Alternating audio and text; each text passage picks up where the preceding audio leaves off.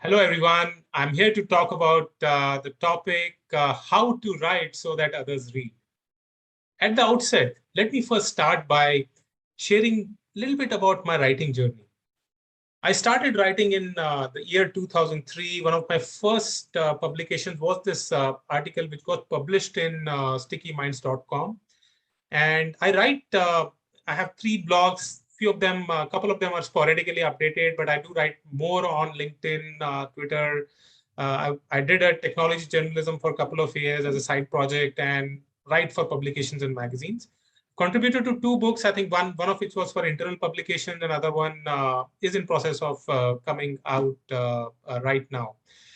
Um, Especially talking about LinkedIn, I moved over to LinkedIn in the last couple of years, and my writing has had, my estimation around 3 million views.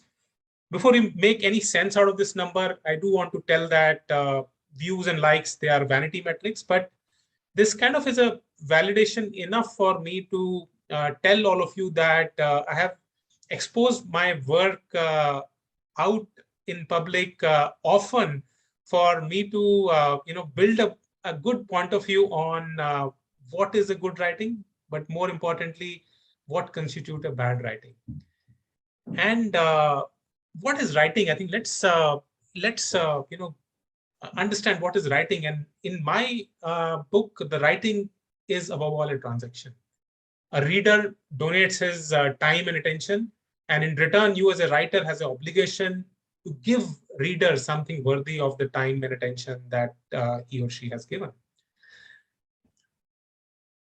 This perspective by David Perel resonates a lot with me. You read to collect the dots, but you write to connect the dots. All this is fine. You must be wondering, why should I even worry about writing? I'm not a professional writer.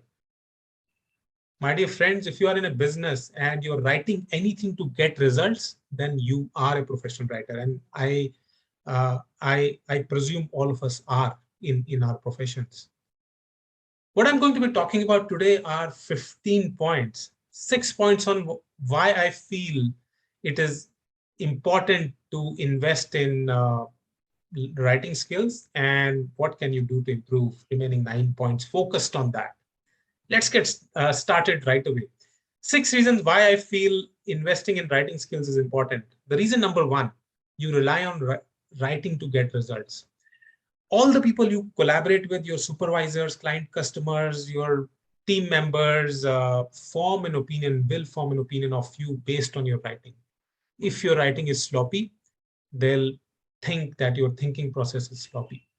So you rely on your writing to get results. It's important to understand and internalize this aspect. Second, this concept of digital body language, this wonderful book that I came across, what it talks about it in the last 2 years or 3 years, the work has really gone online.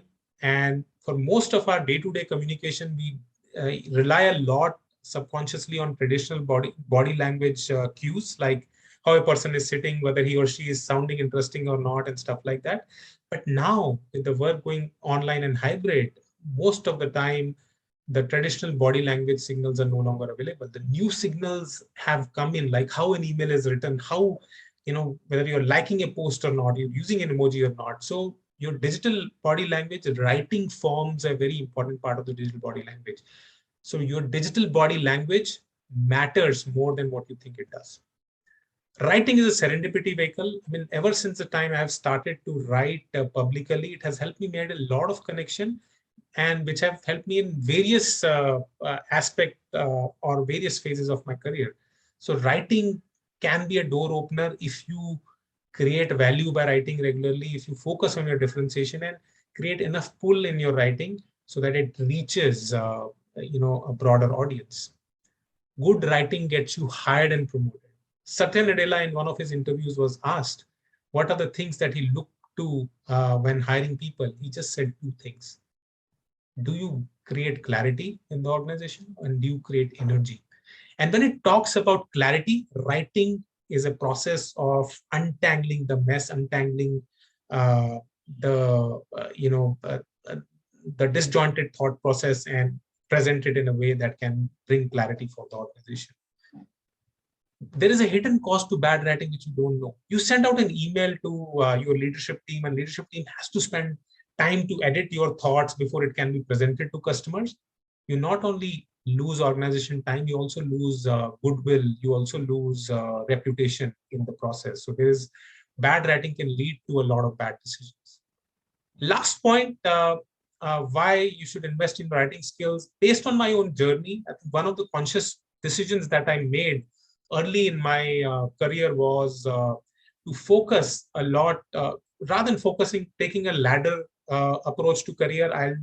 I'll probably want to become a most versatile professional. And in order to achieve that, what I set myself out to do was, how do I make myself wanted, or make myself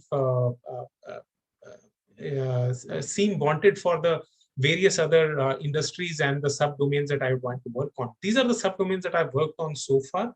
But one of the things that I realized in my journey, if you're really taking a non-linear path to careers, where you cannot really rely on the functional skills, even from your past job, you need to rely on something bigger.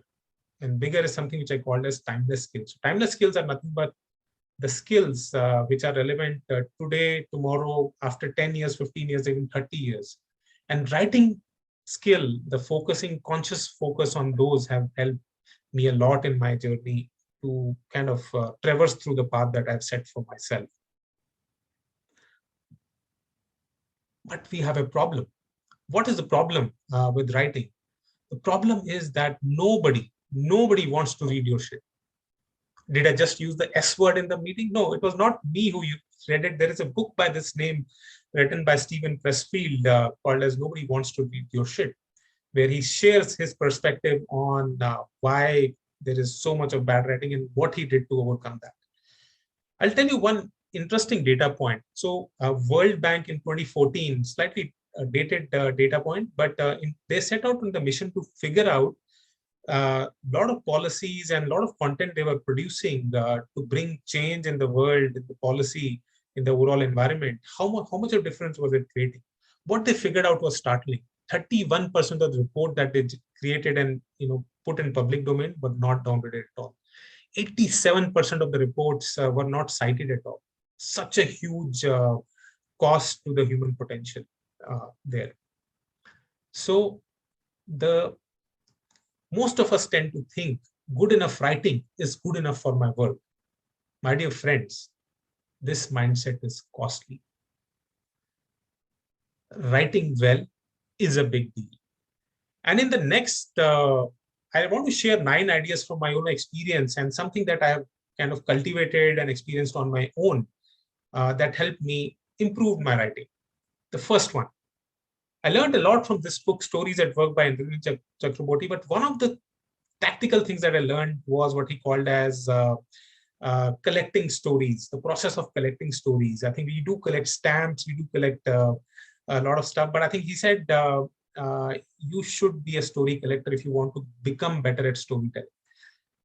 Good painters get inspired by painting work of other artists. Good musicians get inspired by music of other artists. Likewise, the good writers also get inspired by other people's work. If you find a good writing, good phrasing, good use of words, just collect it, just store it somewhere for you to read. Slow down just a little bit to study the work of prose. Number 2, know why you're writing. Some of the bad writing that I have done in my life stem to this one reason. I didn't know the outcome that I was chasing. So always be cognizant of what is the outcome that you're chasing. Is it persuasion? Is it inviting someone? Is it asking for help? Or is it something else? Be clear of the why. What, how follows the why. Form follows the function. Idea number 3, never underestimate your readers. A lot of time I have seen when people have to present something to the senior management, they say, okay, they don't understand technology. One of the learnings that I had from Warren Buffett, his annual reports are revered. He says that in one of the interviews, he said, when I'm writing those, I think that I'm talking to my sister. Though they are highly intelligent, he thinks of his readers as highly intelligent. but they're not experts. So I need to help them understand in plain English. So I have this sincere desire to inform, very powerful intention. I have this sincere desire to inform. Never underestimate your readers. Number 4, most of the writing involves 4 phases. First is the madman, where you gather materials, generate ideas. Second is the architect, where you organize info and draw outline. Third is the carpenter, where you follow architect's path and put thoughts into words. And fourth is the judge, do quality control polishing. A lot of time I ended up writing bad stuff was because I straight away jumped into being a carpenter, where I started to put words into action and all that. No, what I realized after I learned this framework was that you got to spend time. If you have 8 hours to cut the tree, you spend 6 hours sharpening the axe, which is what madman and the architect phases of writing help you do. There is a difference between revising and editing. What is the difference? I think revising is all about changing of ideas. Editing is about changing of words. One of the practices that I developed in my own writing was to write the top 2 or 1 or 3 ideas that I want to convey as a part of my writing. That forms the heart, that forms the crux of the writing. So revising is the process whether in my draft I have reflected those ideas properly or not. So the sequence always is revising, editing, and proofreading, which is normally done by someone else other than. Idea number 6, avoid curse of knowledge. Elon Musk in SpaceX, he banned the use of acronyms. He said acronyms are significant impediment to communication. Why?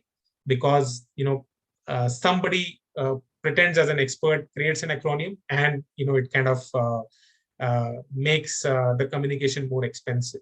This is also related concept called as curse of knowledge, which is once we become experts, once we know something good enough, we find it very hard to imagine not knowing it. And the harder we find imagining not knowing it, the harder the distant, the farther we get from our readers. So we have a difficulty in sharing to the others what we cannot do. So always think like a beginner, avoid curse of knowledge.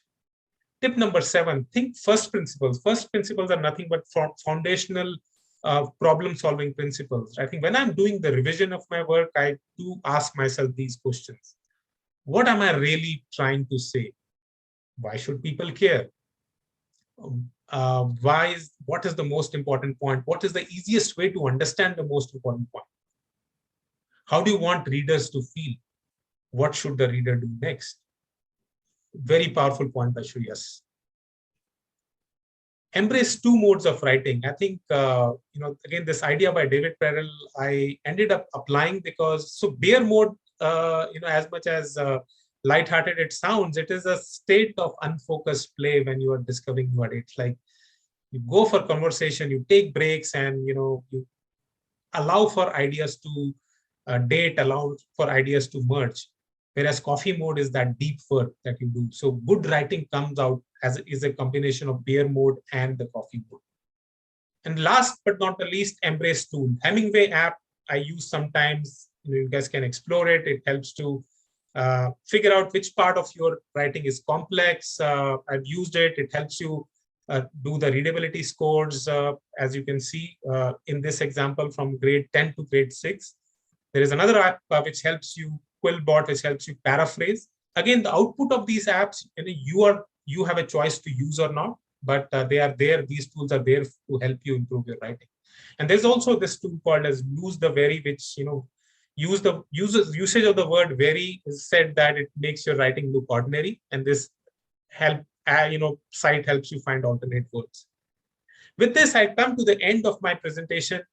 This is a summary of points that I collected. Remember, writing is a timeless skills. More you invest your time in sharpening your writing skills, more it will serve you well in your career. And thank you for listening, and wish you all the best in your journey to become better writers. Thank you so much.